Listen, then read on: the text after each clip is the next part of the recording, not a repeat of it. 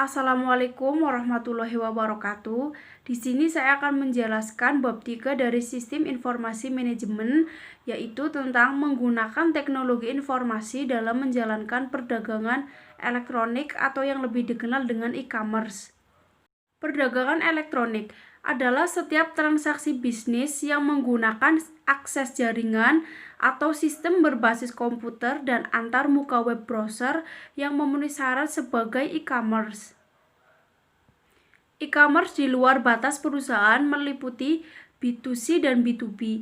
B2C mengacu pada transaksi antar pembisnis dan konsumen akhir dari produk, sedangkan B2B mengacu pada transaksi antara pembisnis di mana tidak ada satupun konsumen akhir. Manfaat-manfaat yang diharapkan dari e-commerce yang pertama adalah perbaikan layanan pelanggan sebelum dan selama dan setelah penjualan, perbaikan hubungan dengan pemasok dan komunitas keuangan, peningkatan imbalan hasil ekonomi atas pemegang saham dan investasi pemilik. Manfaat-manfaat di atas akan memberikan kontribusi pada stabilitas keuangan perusahaan dan memungkinkan bersaing dengan lebih baik di dalam dunia bisnis yang semakin luas ini.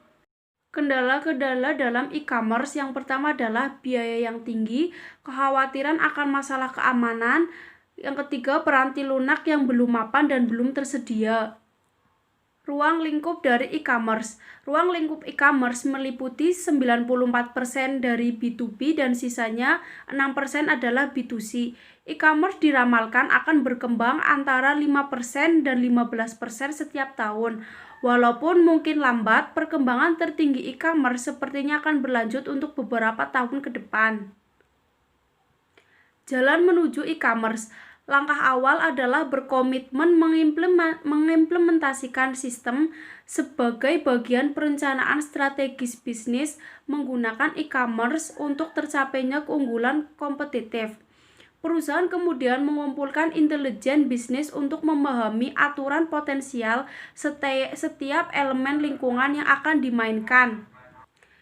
Intelijensi bisnis. Sebelum ikut serta dalam e-commerce, manajer perusahaan harus memahami hubungan perusahaannya dengan pelanggan, pesaing, dan pihak eksternal lainnya. Bisnis intelijen adalah aktivitas pengumpulan informasi mengenai unsur-unsur di dalam lingkungan yang berinteraksi dengan perusahaan. Basis data eksternal. Perusahaan dapat pula menggunakan basis data komersial yang memberikan lingkungan informasi daripada mengumpulkan sendiri. Perusahaan menggunakan basis data ini karena lebih cepat mengurangi pengeluaran daripada mencoba meneliti informasi sendiri. Mesin pencari. Mesin pencari merupakan program khusus yang memberikan link ke basis website pada kata kunci atau kelompok kata yang dimasukkan oleh pemakai. Strategi e-commerce dan sistem interorganisasional. Sistem interorganisasional adalah strategi di mana unsur-unsur yang ada dikaitkan dengan transmisi data elektronik. Istilah yang sering digunakan untuk iOS adalah EDI, yaitu Electronic Data Interchange. EDI dianggap sebagai subkumpulan dari suatu sistem interorganisasional. Sistem interorganisasional. iOS dibentuk melalui hubungan dengan perusahaan lain sehingga mereka dapat bekerja sama sebagai unit terkoordinasi. Ini memungkinkan mereka mencapai manfaat yang tidak dapat dicapai jika mereka melakukannya sendiri. iOS merupakan landasan dari e-commerce. Manfaat dari iOS. Yang pertama ada efisiensi komparatif. Efisiensi para komparatif memungkinkan para sekutu dagang dapat memproduksi barang dan jasa dengan tingkat efisiensi yang lebih tinggi lagi dan memberikan barang dan jasa yang lebih rendah atau lebih murah kepada para pelanggannya.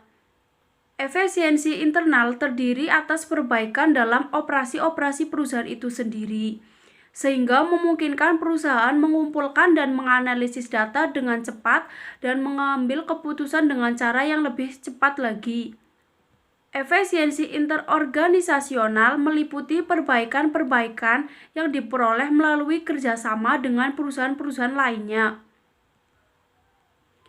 Kekuatan penawaran. Kekuatan penawaran adalah kemampuan sebuah perusahaan untuk menyelesaikan perselisihan dengan para pemasok dan para pelanggannya demi keuntungan perusahaan itu sendiri. Kekuatan penawaran diperoleh dari 3 area dasar. Yang pertama adalah fitur produk yang unik. Fitur produk yang unik dapat dilakukan oleh perusahaan seperti penempatan pesanan yang lebih mudah, pengiriman yang lebih cepat, dan waktu respon yang lebih cepat dalam permintaan informasi. Yang kedua ada menurunkan biaya yang berhubungan dengan penelitian. Yang ketiga ada meningkatkan biaya perpindahan. Electronic Data Interchange. EDI terdiri atas transmisi data langsung dari komputer ke komputer dalam suatu format struktur yang dapat dibaca oleh mesin. EDI adalah implementasi dari dominan dari suatu iOS. Extranet. Cara lain mendirikan iOS dengan menggunakan bentuk aman teknologi internet yang disebut dengan extranet. Perusahaan menggunakannya berkolaborasi dengan kejujuran supplier dan banyak konsumen untuk berbagi informasi yang sensitif. Sekutu-sekutu bisnis proaktif dan reaktif. Ketika sebuah perusahaan memutuskan untuk menerapkan iOS, perusahaan tersebut dapat melakukannya dalam cara proaktif dan reaktif. Sponsor iOS biasanya mengambil pendekatan proaktif untuk merangsang minat akan iOS dan mendorong partisipan di dalam jaringan. Para partisipan pada umumnya merespon secara reaktif jika menerima atau menolak tawaran sponsor untuk menerapkan iOS. Pengaruh penerapannya ada tekanan kompetitif, penggunaan kekuasaan, kebutuhan internal, dukungan manajemen puncak. 2 pengaruh bersifat internal dan 2 pengaruh bersifat lingkungan. Manfaat tidak langsung dari iOS. Yang pertama adalah mengurangi kesalahan, yang kedua menurunkan biaya, yang ketiga meningkatkan efisiensi operasional, yang keempat meningkatnya kemampuan untuk bersaing, yang kelima memperbaiki hubungan dengan sekutu dagang, yang keenam memperbaiki layanan pelanggan. Strategi B2C pada e-commerce. Alasan mengapa penting memahami bisnis B2C diantaranya adalah kebanyakan produk dan jasa menjadi tersedia untuk pengiriman digital. Konsumen mengatasi keengganannya berbelanja menggunakan web. Kecepatan komunikasi yang tinggi telah membuat pengiriman produk digital lebih mudah. Produk dan jasa yang dikirimkan pada konsumen melalui internet, yaitu ada 2 produk. Yang pertama adalah produk digital, yang kedua adalah produk fisik. Produk digital seperti lagu, album film, program komputer, dan update jasanya. Sedangkan produk fisik adalah penjual dapat membuat melalui internet, namun pengirimannya harus diatur berkembang surat pribadi atau perusahaan pengiriman. Penjualan maya versus penjualan campuran. Penjualan maya dibuat oleh perusahaan yang tidak memiliki toko secara fisik, sedangkan penjualan campuran terjadi ketika perusahaan mempunyai kedua toko dan website di mana konsumen dapat membeli produk tersebut. Pemerintah elektronik. Pemerintah juga dapat mengambil manfaat dari e-commerce. Salah satunya adalah pengisian SPT online yang sudah dilaksanakan oleh Dirjen Pajak. Langkah e-commerce berikutnya, perdagangan bergerak, penggunaan seluler dan asisten digital pribadi untuk melakukan e-commerce nirkabel. Nirkabel berkelas bisnis di semua tempat, membuat kita lebih mudah mengakses email untuk keperluan kita, tetapi untuk kebutuhan bisnis diperlukan koneksi yang cepat dan stabil. Menggunakan internet, World Wide Web, e-commerce tidak mungkin terjadi tanpa adanya jaringan yang menghubungkan pelanggan dan organisasi.